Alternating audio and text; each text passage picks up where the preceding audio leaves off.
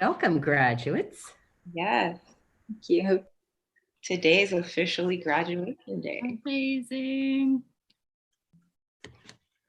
All right. You guys look all so dapper. Amazing. We're going to need to see if everyone's wearing pants. I did, just in case. Hi, Lina. Hi.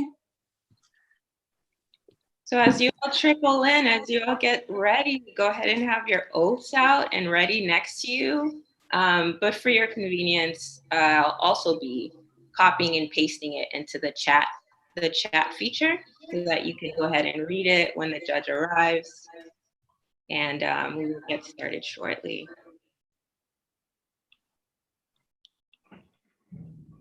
It's great to see all your faces.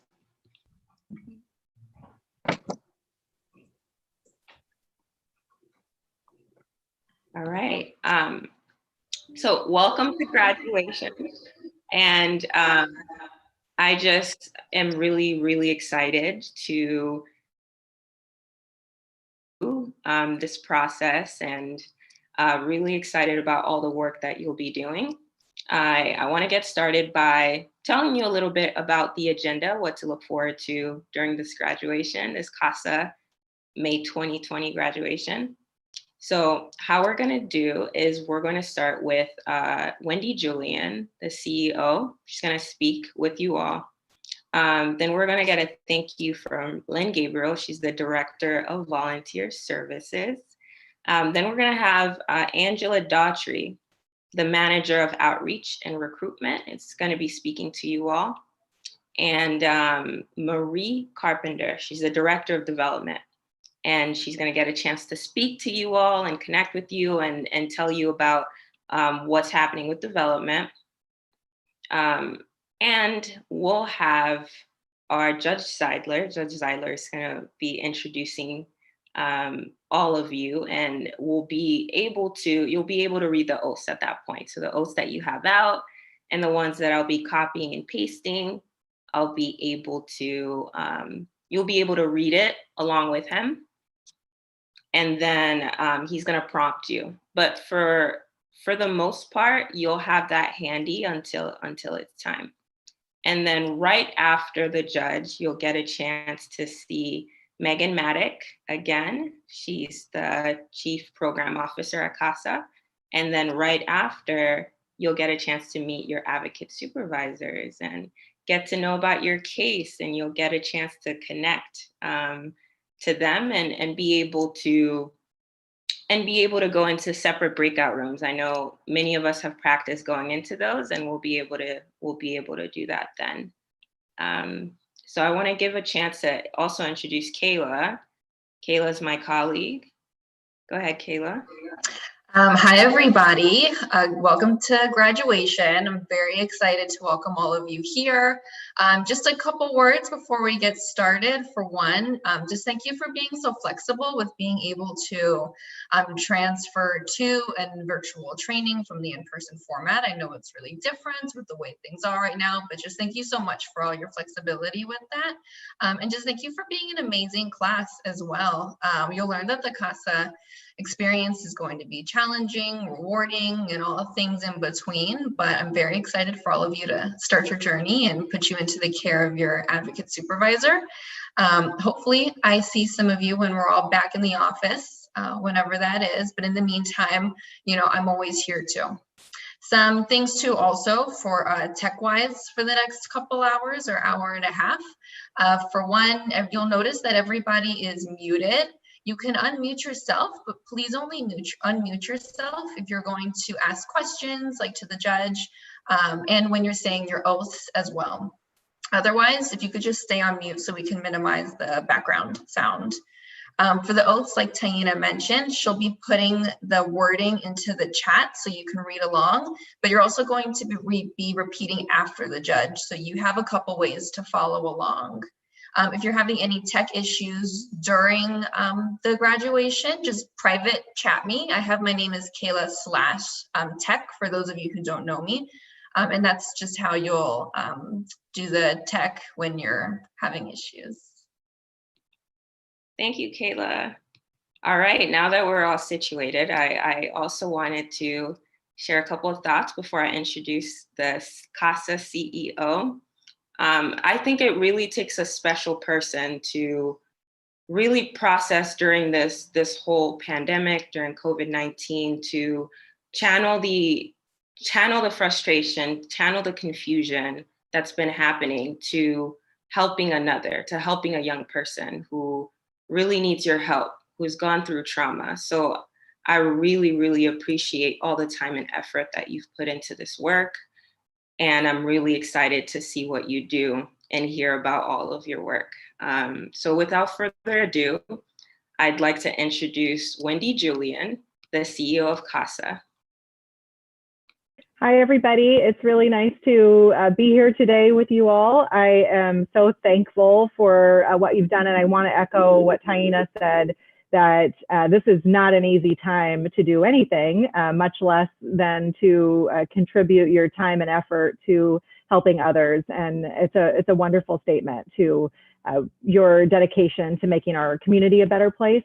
And that's exactly what we're working on doing. Is we talk a lot at CASA about our core values, and among those core values, in times of crisis, I think things come forward very clearly, and that we have accountability and integrity to doing the work in a way that brings justice to young people and families in this system. And I want to take the opportunity to thank Taina and the volunteer services team in general for the efforts that they've made in getting you all into this class and then running the class as it worked. So I'd like we could do some virtual applause for your trainers and team members and thank them for everything that they've provided. I love working at CASA. I love working at CASA because of the volunteers, and most clearly because of the children and families that we work with. And CASA's been around over 40 years and was founded based on premises that we really needed eyes and ears of the court out in the community to be able to bring good information to the judges. And I think you'll hear a lot more about that today. What has been interesting in the evolution of CASA is that as people research more about brain science and about how children experience trauma, both in living in homes where they are experiencing abuse and neglect, but then also in the foster care system itself, and constant separations and broken relationships, that trauma causes really serious damage to your brain, to the synapses and connections in your brain, but also to your long-term effects on your mental health and on your ability to process things and do things. And that there is a scientific answer to how to really start the healing process around trauma, and it's about positive therapeutic adult connections. So the fact that you all are offering to create a positive therapeutic adult connection for a child who has experienced abuse, neglect, and foster care means that you are doing something that is healing not only one child, but our community as a whole. I am anxious for you to be able to meet the kids that you're working with. And I know meet is, takes on a whole different meaning right now, but I know that they will be very happy to be able to have someone in their corner. I hear a lot from CASA volunteers, and I hope to hear from you about your stories and your frustrations and your successes and your challenges. Just last night, we had a CASA forum where we had a couple dozen CASA volunteers coming in to talk. And some of them shared some really difficult and dramatic stories about, in particular, young people who are victims of sexual trafficking on the one hand, and missing from their placements, and some very serious issues. And then on the other hand, CASA is saying that their kids are graduating from high school this week, which is like so amazing, that we see both ends of what's happening. And what I want to encourage you is to try as much as possible to look at your work as a CASA volunteer from that 10,000 foot level around how you're impacting the trajectory of a child's life, not just the everyday experience. And that while you are bound to experience frustrations in the system with DCFS, with social workers, with the courts, with attorneys, you are over time changing the outcomes of their life. And that is it's a very beautiful and rewarding thing as a volunteer. And it's also an incredible thing as a member of our community. So we welcome you warmly into the CASA family. We ask you to bring more members into the CASA family. We have so many kids who want and need volunteers. If there are other ways that you can support CASA, whether that be through your other skills and talents or financially, if your uncle has a family foundation, then go for it. Connect us, please. We're a nonprofit and spend a lot of our time fundraising and would love to spend less of our time fundraising. And most importantly, I want you to know that I am available, and I think you'll hear that from everyone who speaks to you today, to hear your concerns, to share in your celebrations, and to make this a better experience for children in foster care as well as for CASA volunteers. I'd like to just bring into this virtual space today the memory of one of our incredible CASA volunteers, Catherine Hill, who passed away last week, and tell you a little story about something that she did. She is someone who, in addition to being a CASA volunteer for many years, also was involved with our recruitment and outreach efforts. And one day she was in the office and she stopped by my desk and she said something that she had had a frustrating experience and that she had maybe gotten in trouble and wanted to tell me about it. I said, okay, let's hear it. And she told me that her child had been, and he was a young man, a teenager, was placed and living at a place called College Hospital in a hospital type setting. And they were only providing him 45 minutes of education a day. And we're using an education code that was made for children who are hospitalized temporarily. Things like you go to the hospital for an operation and you're there for a couple of weeks. That limits the amount of education time that has to be provided. Certainly not intended for kids who are living in a setting like that. So we were able to connect Catherine with an incredible attorney, Craig Liu, who's an education attorney who works for the Children's Law Center. And together they brought this concern to DCFS and to Children's Hospital, not Children's Hospital, College Hospital. Now I'm spreading rumors. College Hospital, which made the change not just for Catherine's child, but for all of the kids at College Hospital who were experiencing the same thing. That is the power of CASA volunteers, is that they take their love for justice for one child and can expand that to make differences for all the children and families in our community. And that is a beautiful gift. And her gift has impacted who knows how many hundreds of kids since that time. And certainly our condolences go out to her family, and we are eternally grateful for the services that she gave over the decades of her volunteering at CASA, and welcome you to celebrate her legacy by advocating for your child with the same amount of love and excitement as she did. So thank you and congratulations, and I look forward to meeting you all once we are back to a time when we can meet. Thanks, Taina. Thanks, Wendy. All right, I'd like to introduce the director of the department that Kayla and I are part of. She's the Director of Volunteer Services, Lynn Gabriel. Muted. Hi, everybody. I just want to say thank you. You'll see this little head of my coworker popping up in here. He also happens to be my son. He is also the Uno champion of the world. Yes, he is.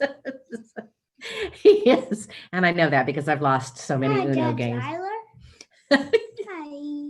So I just want to say thank you. Wendy says everything so beautifully. I think I'm just going to learn American Sign Language and sign next to her. The next time she does this, I would just say the same thing. This is going to be the greatest, hardest thing you guys have ever done. And it's going to, more than changing the kid's life, it's going to change your life. Since Judge Zeidler is here, I'm going to turn it over to Taina so that she can introduce our favorite judge. Yes. Hi, Judge Zeidler. It's a pleasure to see you two days in a row. yesterday in training and today at graduation. I wanted to just share how incredibly grateful we are for you every time you show up for us and support all the CASAs, how much you love CASAs, how much you support us as an organization. Judge Zeidler has been on the bench for 20 years.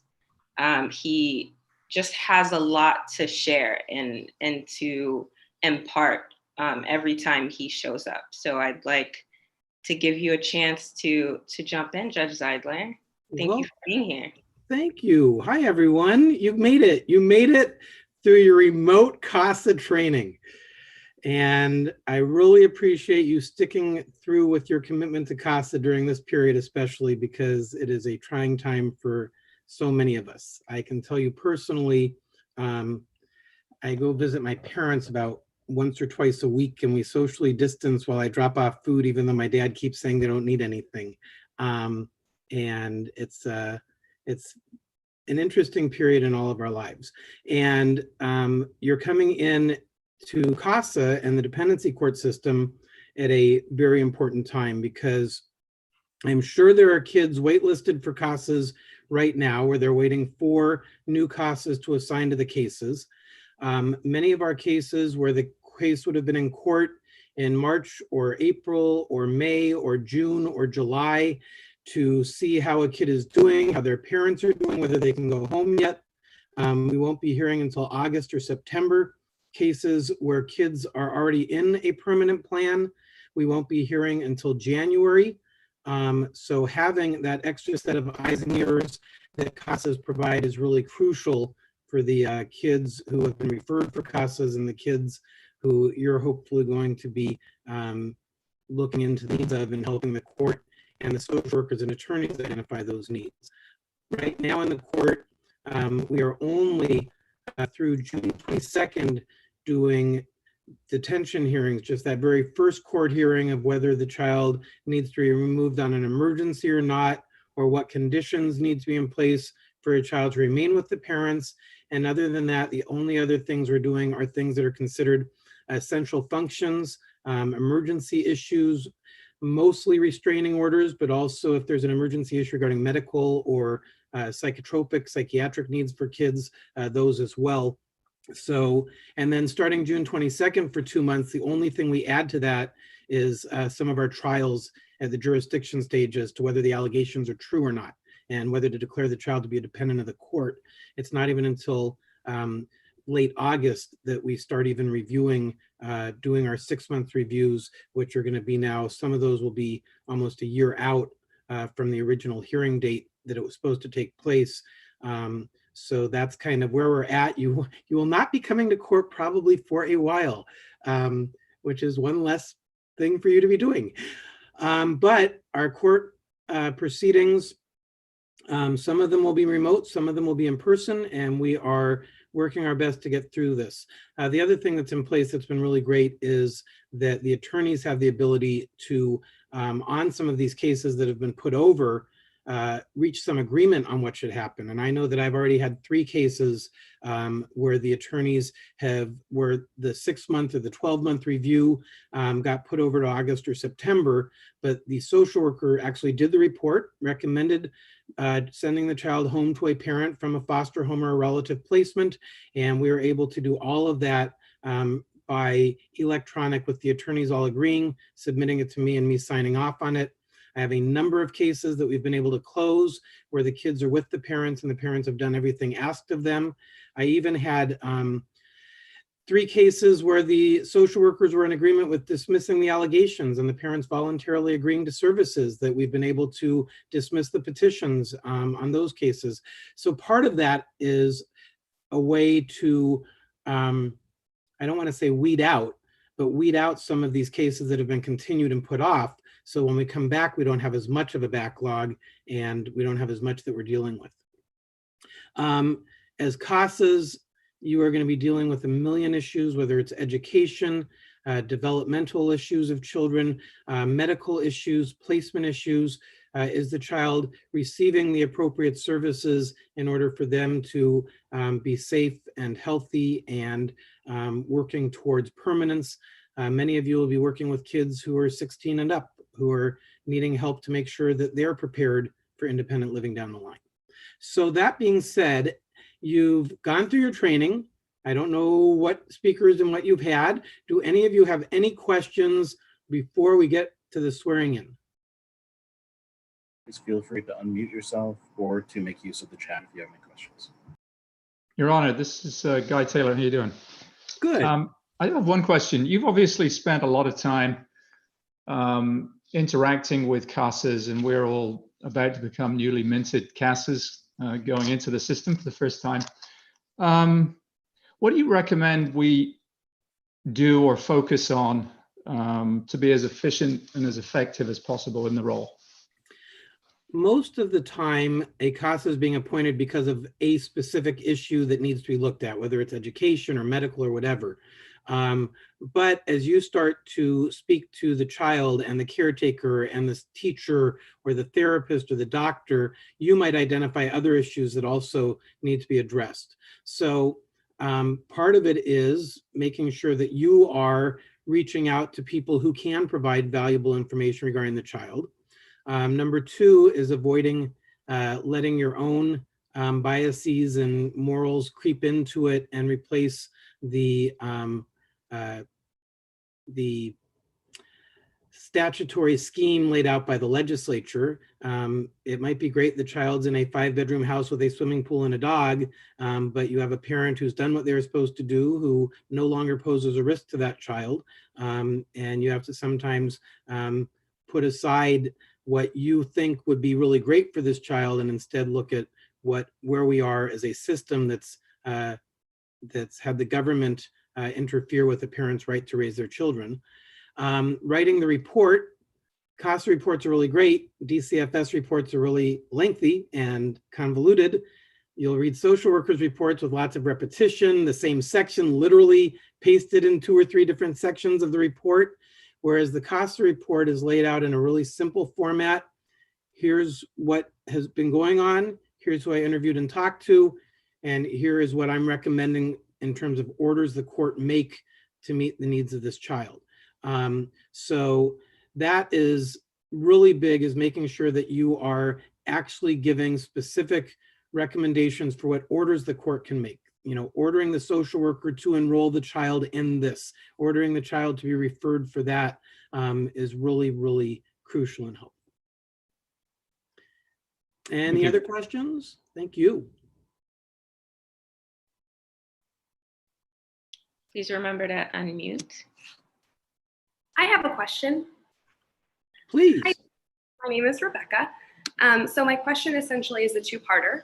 So one, I know you just spoke about bias. How do you remove bias when you're making your rulings? And then also, how do you compartmentalize the work? Because I know it can be very difficult not to be emotionally taken with the work, but when you get home, how to compartmentalize it and proceed onwards, essentially.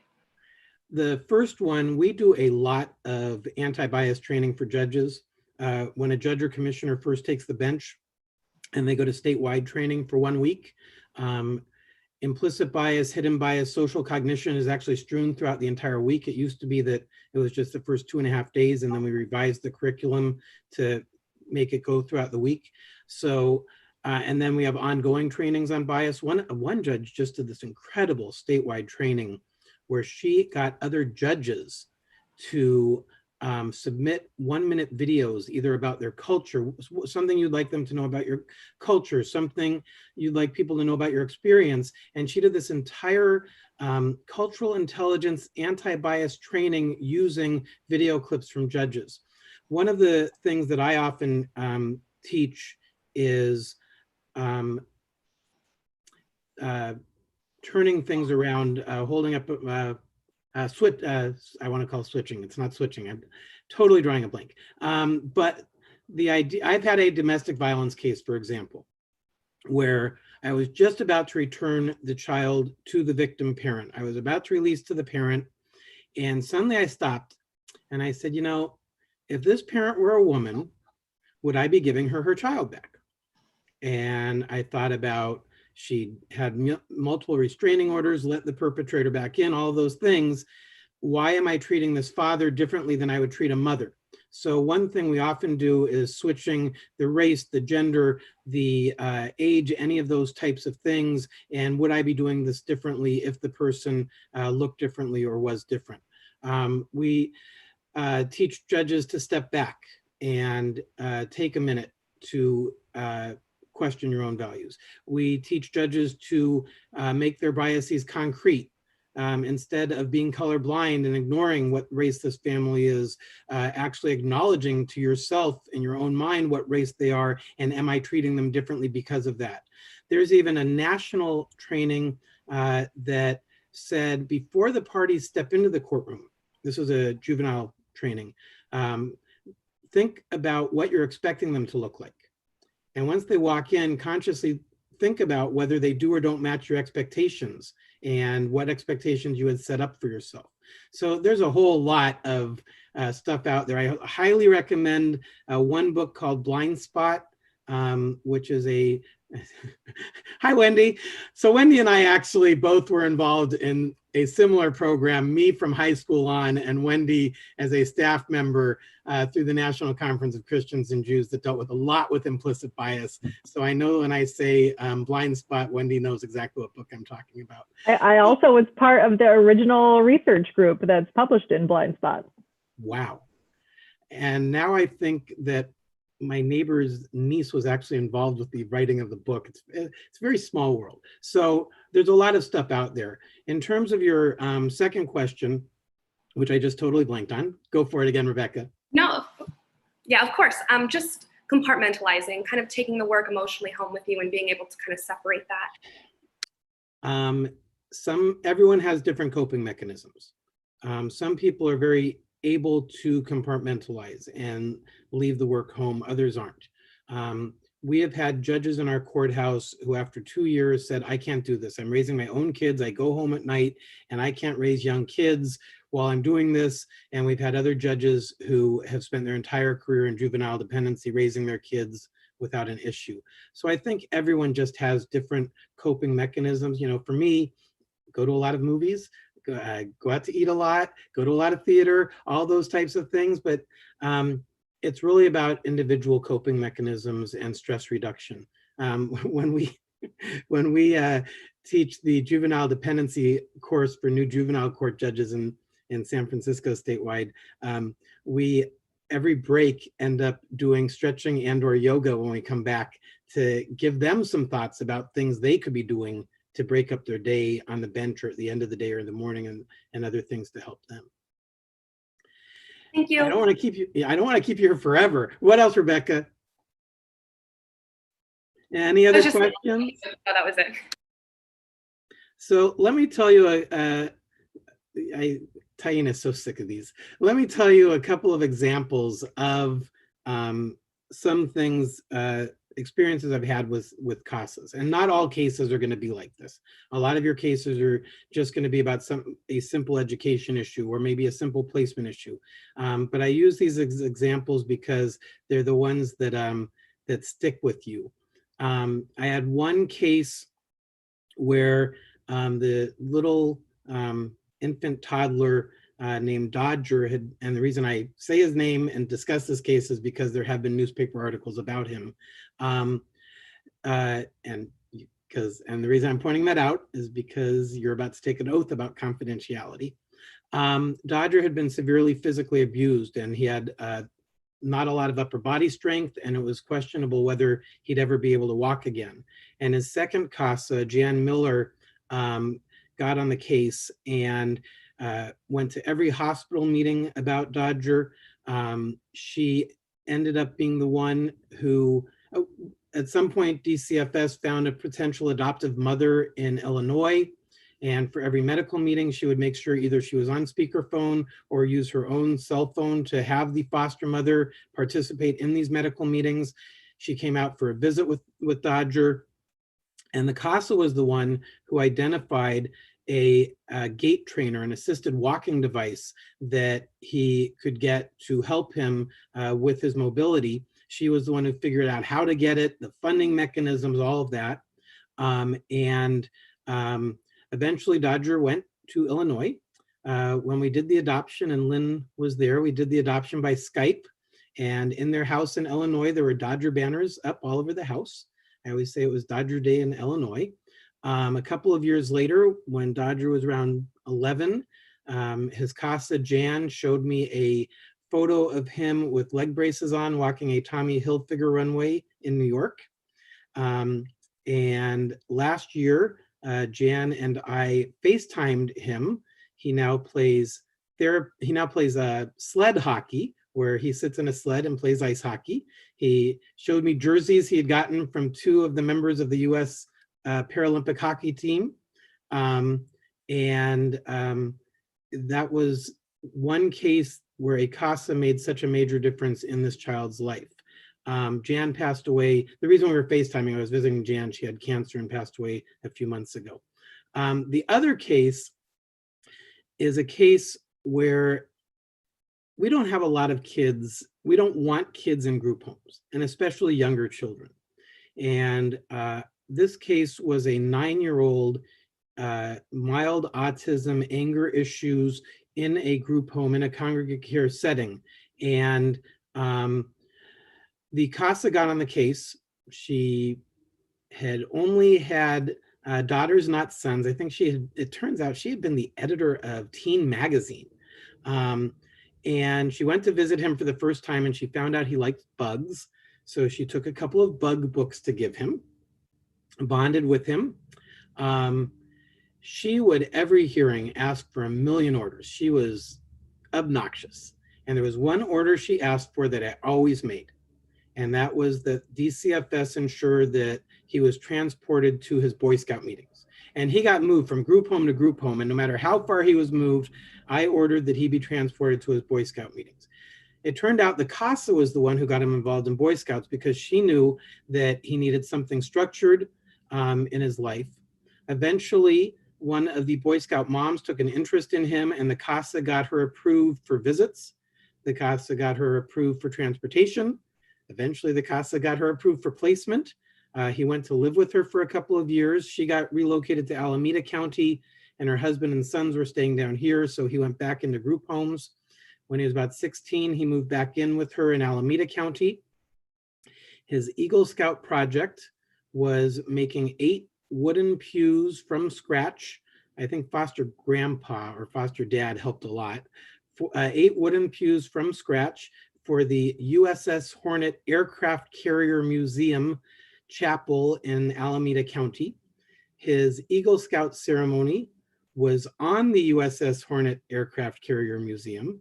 His CASA and her husband on my birthday weekend went up, as did my husband and I, and we attended his Eagle Scout ceremony, and the person he had put on his Eagle Scout badge was his CASA.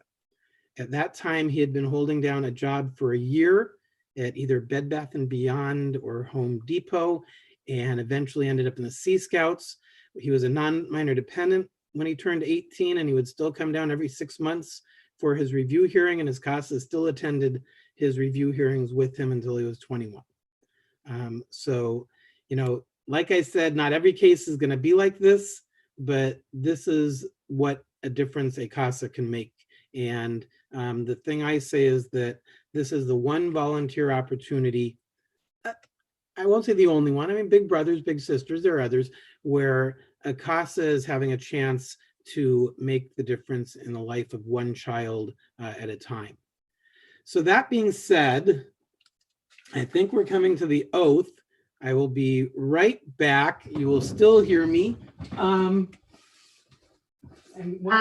Formal, as long as all of you are taking the time, I will tell you, I don't do this when I swear in CASA classes at the courthouse, but you know what?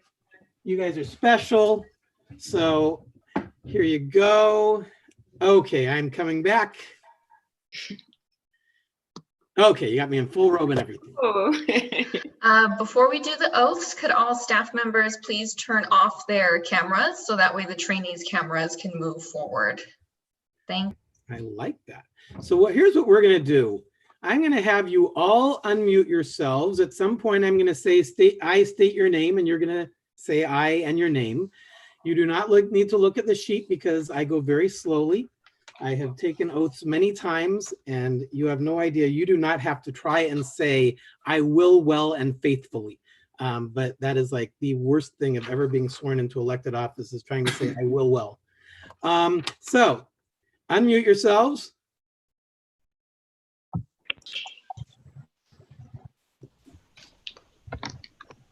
Okay, raise your hands. Right hand. Repeat after me. I state your name.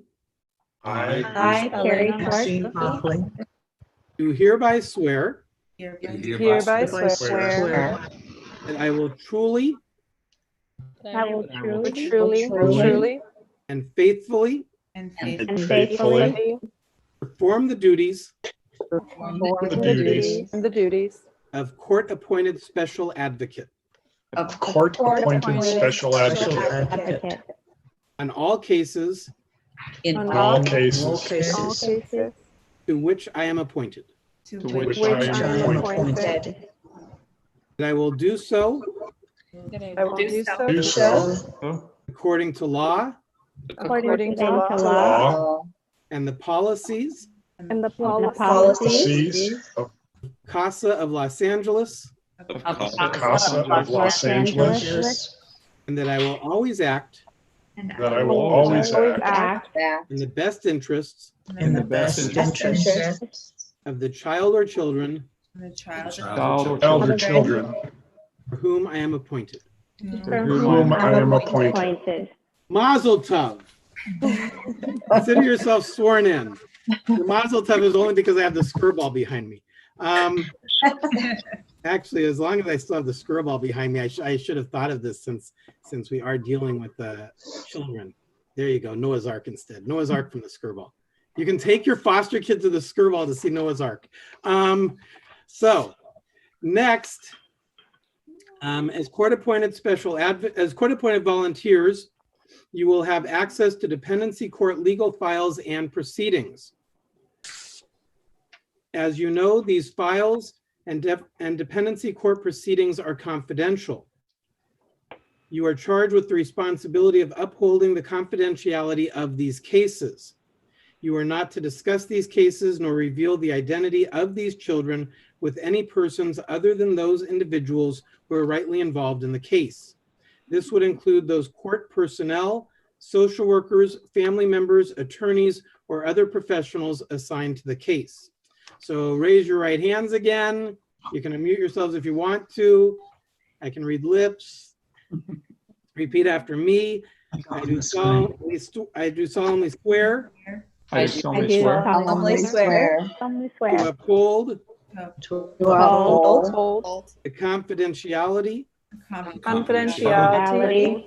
the information of the information contained in the legal files contained in the legal files and all other case information and all other case information that comes to my attention that comes to my attention during the course of my work during the course of my work your camera, but I can't do it. as a court-appointed special advocate. as a court-appointed special advocate. Thank you. So this is the point where if we were all there in person, I would call your name, you'd come up, I'd present you with a certificate. If you had any, we take a photo. If you had any family or friends there, they would come up, we take a photo with them. So we're not going to do that, but I am going to ask you to tell us if you do have friends watching on the live streaming, who you have watching. So starting with, and so unmute yourself when I call your name, and not because my last name is Zeidler, but because they gave me the list alphabetically in the correct order. Marie Lou Teferi. Hi. Hi, any family or friends? My parents are watching, and also my husband's family is watching. Great. You know, your husband could become a CASA too. I know. We do have CASAs. We have couples who are appointed to cases together. We have best friends appointed to cases together. One of the first couples that ever happened to, they actually weren't supposed to be appointed together, and eventually they ended up together being the CASA of the year. This says, my speaker is not working. Please check your connection. Can all of you hear me? Okay. Yes. I'll ignore my. You're muted, Judge Zeidler. You were just muted. You were just muted, Judge Zeidler. I'm gonna.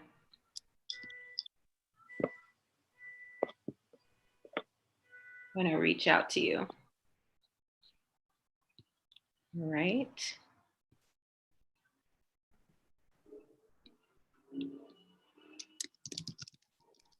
My internet connection is unstable, but they all say they can hear me. There we go. And is it Marie or Mary? Mary Lou. And Mary Lou, what do you do for a living? I'm a personal trainer. Great. I just finished my workout. Yeah. Oh. Guy Taylor. I lost you. There you are. Hi, Your Honor. How you doing? Good. I'm still good. So, yeah, I think my parents may be watching in the UK, but it's a little bit late. And my wife is watching in the next room. So I sent the link around. But thank you very much. This is great. Thank you. Sarah Steele. Hi. Hi, there you are. Oh, you're right next to me. Yeah. Hi, how are you? Good. Good. I have friends and family watching from all over the country, actually. So, hi, guys. We're all so used to this now with Zooming with everyone all over the country. And what do you do for a living? I forgot to ask Guy. What do you do for a living? Biotech sales. Wow, you know, this is going to be a really diverse group, I can tell. And hopefully all of you have gotten to know yourself a little bit, each other a little bit, even though it's not in person, and you actually know who has what information they can share with you down the line. Yep. Thank you.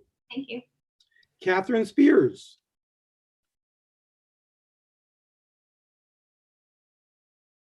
Do I have Catherine? Moving on. Marilyn Spiegel, I know you're here. Hi. Hi. How are you? Good, how are you? I'm good, thanks. Do you have anyone watching? I do. Some friends and family. Great. And how'd you find out about CASA? Oh, a few different ways. I have a friend who was a CASA and had 2 different children. And my husband is an attorney, and so I also found out that way, learned about it Your that way. friend at CASA in LA? Yes. Who's your friend? Mickey Burns. I know Mickey Burns. I think I know Mickey Burns. Great, thank you. Very excited. I'm very excited. Carl Schwartz. Good afternoon, Your Honor. It's Carrie Schwartz. Oh. Okay, the list I have sure looks like an L to me. Carrie Schwartz. Good afternoon, Your Honor. Good afternoon. Anyone watching? My husband and my son are watching in our living room. How old's your son? He's 8 years old. Is he ready to go back to doing his schoolwork in a minute? No. Great, thank you very much. So what do you do besides being a teacher? I'm an attorney. I do healthcare litigation for, I advocate for plaintiffs who have been denied mental health benefits. Great. With an organization or a nonprofit or a law firm? I work for a law firm. It's a very unique position in a law firm to be doing for plaintiffs. That's great. The only reason I ask is because we used to, in our court, deal a lot with mental health advocacy and what was the other one? Something in protection and advocacy or something like that. Thank you. Marina Quintanilla. Hi. Hi. Anyone watching? Friends. Oh, hi, friends. And what do you do? I'm a sexual and reproductive health educator. Great. You know, we, the head of the Children's Law Center, the children's law firm, when she was a lawyer, used to be very big on making sure her own clients were given sexual and reproductive health information. So now that she's the head of the Children's Law Center, she's done a lot of initiatives with making sure foster kids are getting the information. And anything else you want to tell me today? Yep. Congratulations. Thank you. Colleen O'Brien. Hi, Your Honor. Hi. And? I have my mom watching from Wisconsin. Oh, cheesehead. Sorry. Yeah, it's okay. And she's actually a former CASA. Great. In Wisconsin? In Illinois, she was. That's wonderful. And what do you do for a living? I'm in advertising sales. See, I said this is a wide-ranging group. Thank you very much. Congratulations. Thank you. Your Honor, Emily Catherine Nelson. is here. She just had some audio when you said hello to Catherine. Perfect. So- Catherine. Catherine Spears, where are you? Is it Spears or Spires? Looks like she's still having some audio issues. We got Okay. her off mute, but we can't hear her. So. You know, no worries. We are now, just to give you all, oh, there you are. I see you. I can't hear you. It's okay. Congratulations. Who do you have watching? Is it your mom and your dad? Any friends? Okay. Congratulations. Thank you. I was about to say that every 2 to 3 mornings a week, I am in a courtroom where I have about 20 attorneys on my computer doing WebEx, very much like this. And you're always going to end up with some glitch somewhere. One last time. Can I hear you now? Okay. Congratulations. Who was I? I just did Emily Nelson, right? Alina or Elena Mashki. Oh, no, I don't think you actually did me, but. Oh, I didn't do you. Sorry, Emily Nelson. There you are. Hi, how are you? Look at him. He's like got it all rigged now. Jeremy's an expert at this. He now has like whoever I'm speaking to, the main one on the screen. Emily, hi. Congratulations. Thank you. Thank you so much. Who do you have here? Oh, I had some family in Florida and some friends in the area here in Los Angeles. Actually, my aunt was a CASA in Florida. So I don't know if they joined, but yeah. And then that's some work colleagues too, so. And who's the artist behind you? Oh, some random store. There's no significance there. Just matches my decor. I'm really liking that we have so many people who have relatives who are CASAs who are becoming CASAs. I actually heard about the program when I was a journalist in a previous career, but then she and I were talking at a family get together and she had mentioned she was one. So that's kind of how it came out. But yeah, so really excited about the next, getting my first case. Nervous, but excited. Great. Thank you. Congratulations. One thing I find is we also have foster parents who grew up in homes where their parents fostered. And even our mayor, his wife, Mayor Garcetti's wife, actually, her parents fostered a lot and they adopted their daughter out of foster care and continue to be foster parents, actually. Linda Macarians. Hi, Your Honor. Hi. Welcome. Congratulations. Thank you. I have my husband watching from work, and I have my twin sister to take her lunch late so she could watch, and my kids are watching next door too. That's wonderful. You know, maybe we need to start streaming all of the CASA graduations because we probably have about 10 times more people watching on the Zooms than we have come to the CASA graduation. That's great. Congratulations. Thank you. How did you find out about CASA? Online research. Great. You were looking for a volunteer opportunity. Yes. And I just found this and I was so excited and I just took the first step. Great. Congratulations. Thank you. Thank you. Robert Cato or Cato. Roberta, hello. Roberta. Sorry.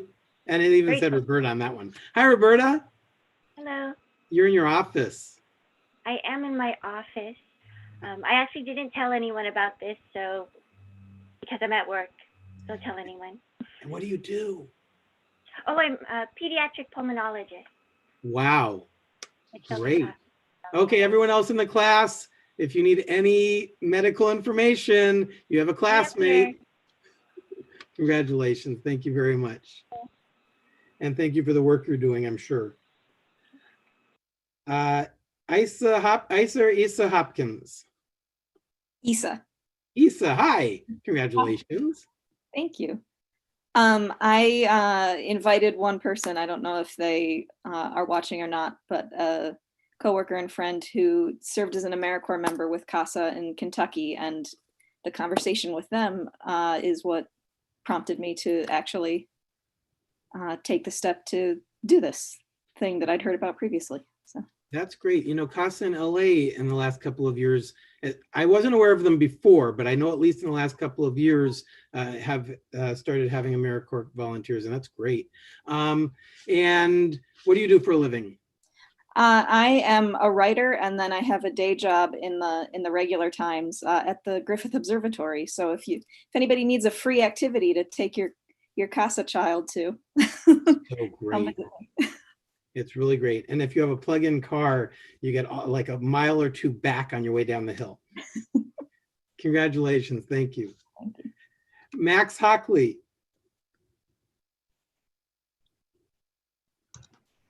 Good afternoon, Your Honor. Good afternoon, Max. How are you? I'm pretty good, thank you. Good. This is like quite the display behind you. Oh, my family is all in England, so they send me all kinds of English stuff. You know, Harry I and was Megan. born in England. Harry and Sorry? Megan. I love Megan. I love that you got Megan behind you. Oh, thank you. And who's watching? Nobody's watching. Even your family in England couldn't wake up in the middle of the night? I didn't tell them.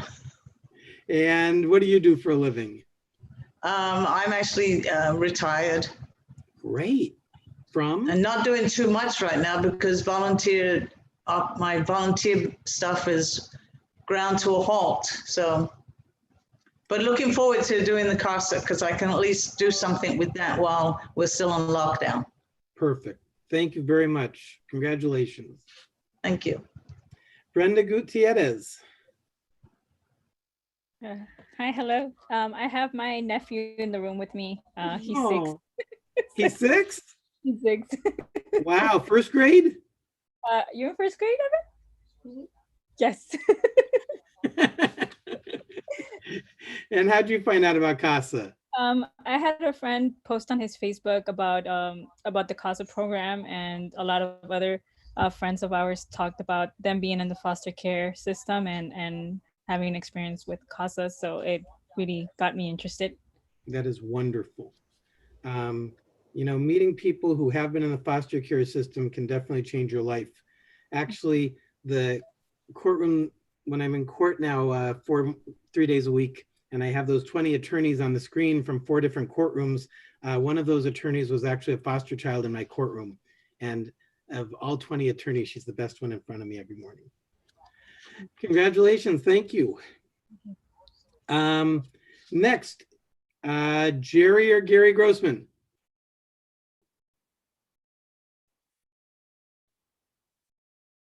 Is there a Grossman in the house?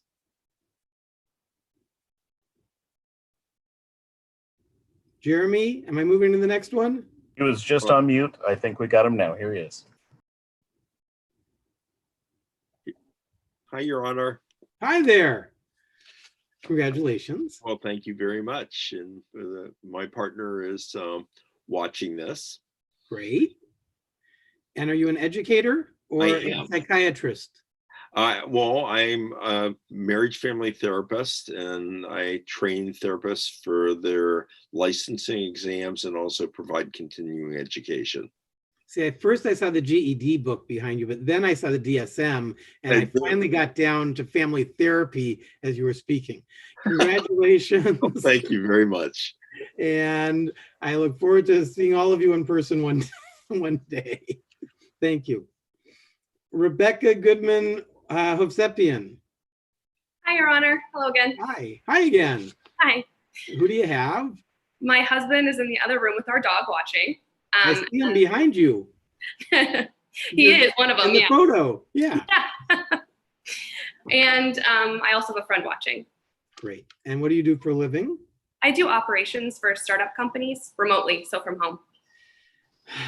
You know, I have a friend who was working for startup companies for a while where all she was doing was layoffs and downsizing. Hopefully Yikes. you're in a better position. Congratulations. Thank you. Thank you. Therese or Teresa Feldbaum. Good afternoon, Your Honor. It's Therese. It is Therese. Yes, yes. And today I have my husband and daughter in the other room. And I have my parents in San Diego supporting me. And I have my sister and my nieces and nephew watching as well. Great. Thank you. And how did you find out about CASA? I'm going back and forth. I was looking for some opportunities online and came across the organization. You know what? It might be that COVID and people sitting at home browsing the internet might end up being the best way to recruit CASAs. Thank you. Congratulations. Thank you. Andrea Cervantes. Good afternoon. Good Hello. afternoon. Congratulations. Thank you. Thank you. You have your own green screen. It's color my wall, my bedroom. And do you have anyone watching? I don't. And how'd you No. find out about CASA and what do you do? I'm a registered behavior technician, and I'll be starting grad school in July for school psychology. Wonderful. And I heard about CASA from a professor in undergrad. Where'd you go to undergrad? Dominguez Hills. Oh, see, I should have had my Cal State Northridge background instead. I might be switching over soon. You never know. That's great. Congratulations. Thank you. Thank you. Thank you. Jessica Cassidy. Hi. Hi. You guys all have some interesting artwork. Okay, sorry. Tell me who you have watching. My parents are watching at home. Hi. Shout out. Hi, parents. Hi, parents. And what do you do? I am a pediatric nurse. Wow, we're in pediatric day. This is great. And are you working? I am. Yeah, Stay- I'm stay currently healthy, working. please. Stay healthy, please. Yes, I will. Thank you. Bruce Bolkin. Good afternoon, Your Honor. Good afternoon. Congratulations. Who do you have watching, if anyone?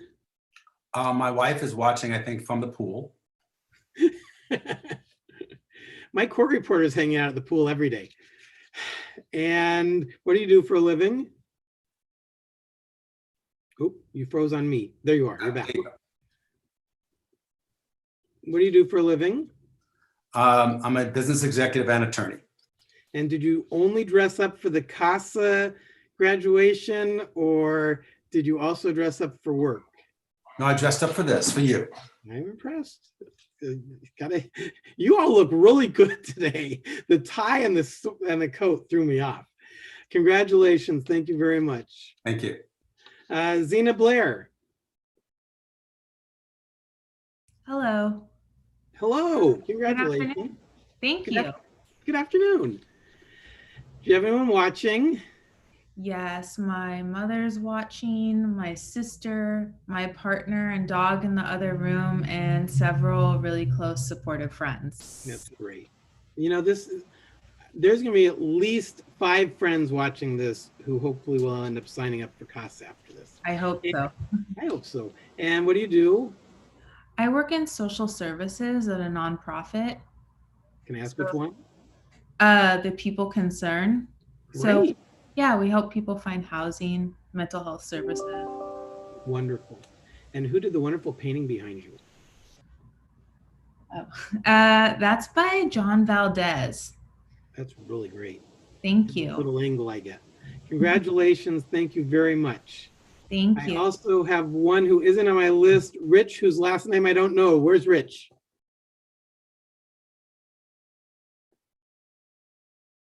I'm thinking that might be me. That might be you, Rich Hall. Hi.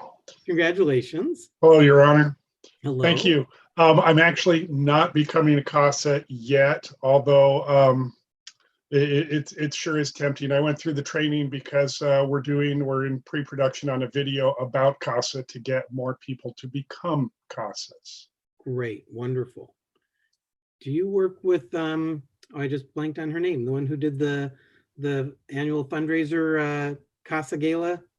No, No. no.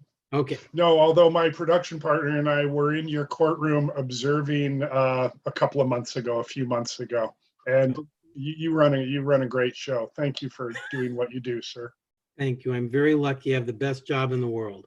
Congratulations to all of you. I'm actually going to jump out because 2 minutes ago, our weekly judges meeting started, because now we have a weekly judges meeting to give us an update on where we're going, what's happening. So thank you all very much and congratulations.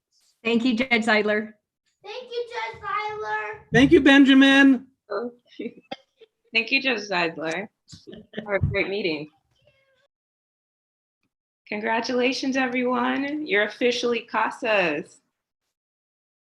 Are you excited? You've crossed the threshold, and now you're official. There are a couple more speakers who would like to introduce themselves to you. So I'd like to bring forward Angela Daughtry. She's the Manager of Outreach and Recruitment at CASA. Angela? Hi, everybody. Just one moment. I don't think you can see me. Let's see if I can figure this out. Hi, everybody. Hi. I'm so glad you all made it. I'm so glad you guys are all CASAs. Congratulations. You made it. Our youth need you. We need more extraordinary volunteers like you. Spread the word. Tell everybody about us. They can join us via Zoom. They can come and just talk to anyone and get more information. Contact our team. Find us on Instagram. Find us on Facebook. I'm so proud of you all. Thank you, and continue to spread the word about CASA. Congratulations. Thank you, Angela. Thanks. And then I'd like to introduce to you Marie Carpenter. She's our Director of Development.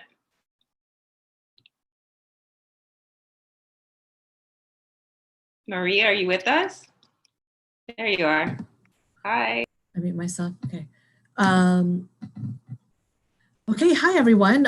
It's so great to meet you all today.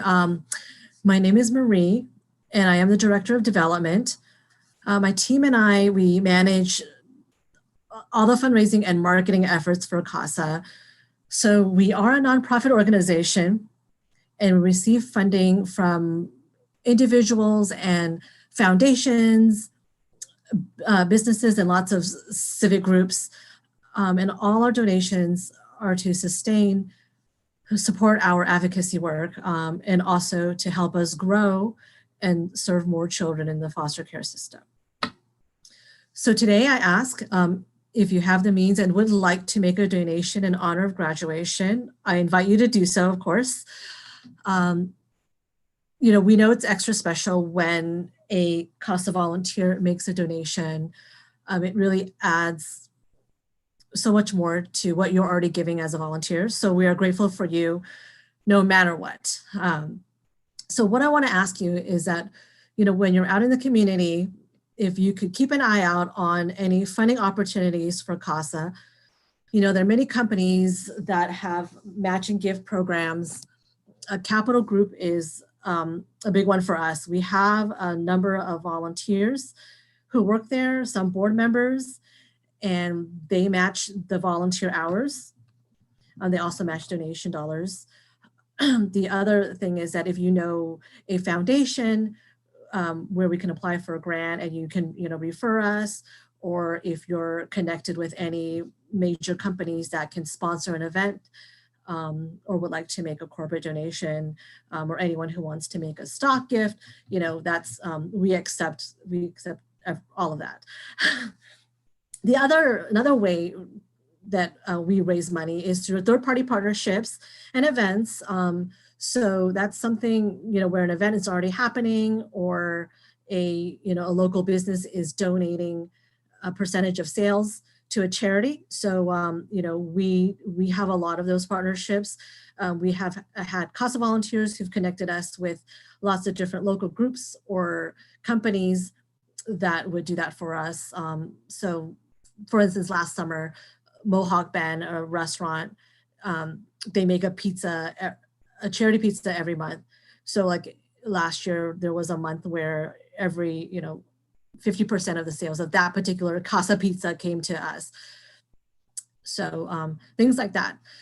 So the other thing is, I would ask for you to help us, is to help spread the work of our work through our social media. So we're very active on Facebook and Instagram and Twitter. So if you wanted to take a picture, capture, you know, graduation today, and you post it on your Instagram, for instance, you know, please tag us, and we'll share it as well. The last thing I wanted to just bring up is, well, again, it's a very different world. So we do have a number of events that we produce, and we had our gala that was canceled in April, which is, you know, usually is the Beverly Hilton, and raises about 25% of our income.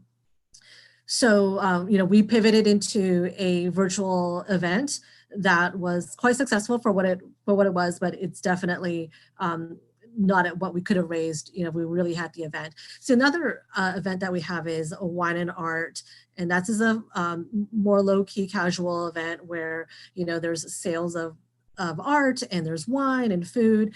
And so, you know, we're hoping we'll be able to have this event. It usually is in the fall. The only thing is that it'll probably have to move to, you know, sometime next in 2021 in February. So again, you're included into all communications about everything that's happening at CASA, whether it's a pizza that's, you know, out there for us, or the gala, or anything like that. So, you know, you can always reach out to me if you have any interest with that. So thank you so much, and congratulations. Thank you, Marie.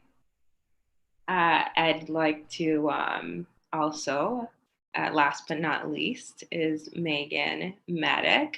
Megan is the Chief Program Officer at CASA, and she'll get a chance to introduce to you your future advocate supervisors.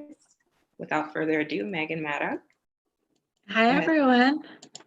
It's good to see you all again through the tiny Zoom boxes. I'm so excited to be here on your graduation day. I have had the opportunity to spend some time with you, join class, and know you're going to all be amazing advocates, and I can't wait to see you get started.